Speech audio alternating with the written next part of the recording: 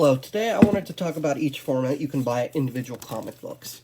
Some of them come in, these are single issues, they're usually $1 to $3 at most. They're usually the easiest format to get these in, but they're not that great for displaying on shelves. This is what I like to call a bigger single issue. This is a single issue in the size of a magazine. You could put it on your shelf if you wanted to. And then we go to trades. Trades basically collect 6 to 7 issues depending on the size. Some of them cost more. This one ran me about $15 on Amazon.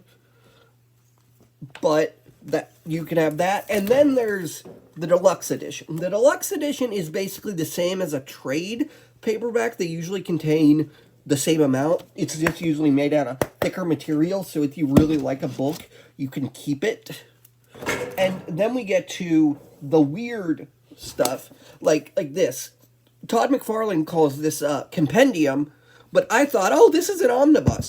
But no, you'll see later. But my one complaint with this, it doesn't show the covers. And that's a big draw to Spawn, and he removed that. The art is one of the big draws to the character. And then you get to this, which you think, oh, this says omnibus. It's not. It's weird. Some companies do their omnis like trade, like really just thick trade paperbacks.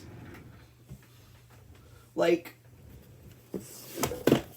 for example, what really confuses me is Image calls this an omnibus as well. But the Spawn one is not considered an omnibus. So my big question is, what's the difference between these? And then you get to what Marvel and DC call omnis. This is what Marvel considers an omnibus. Big, thick book, hard-bordered, usually contains every issue of a writer's run on the stuff.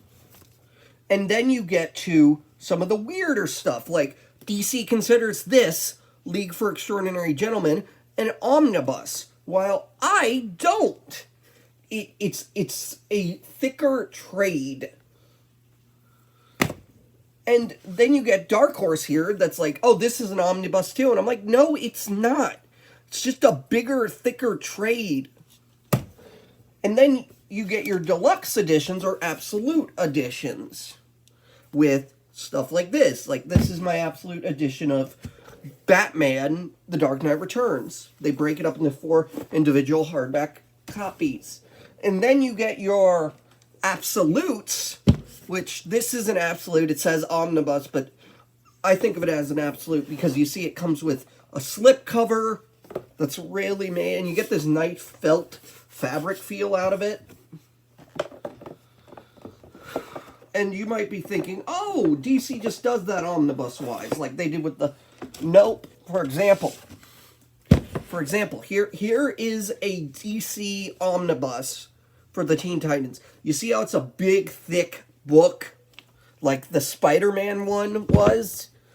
It's weird how different publishers consider different stuff omnibuses. There's so many different types of them, but publishers consider them omnibuses, even when I would say they're not.